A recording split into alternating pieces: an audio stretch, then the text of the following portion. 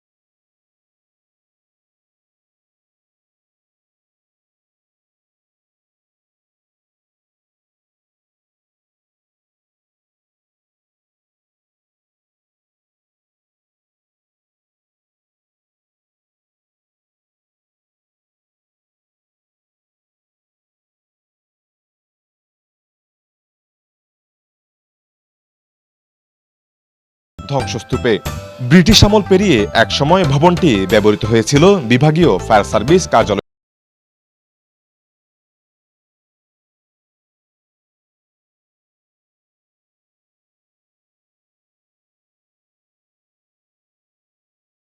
উপজেলার একজন জমিদার ছিলেন।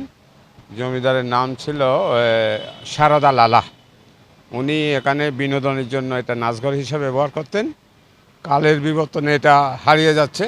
পরবর্তীতে এটা ফায়ার সার্ভিসের অধীনে থাকা অবস্থায় ফায়ার সার্ভিস এটাকে জাদুঘর হিসাবে ব্যবহারের জন্য সরকারি অনুমোদন চেয়েছিল, প্রস্তাব দিয়েছিল। এটাও ফাইনাল হয় নাই। ভবনটা যদি প্রত্নতাত্ত্বিক নিদর্শন হিসাবে সংরক্ষণ করা যায় তাহলে ভবিষ্যৎ প্রজন্ম এই ইতিহাসগুলো জানতে পারবে।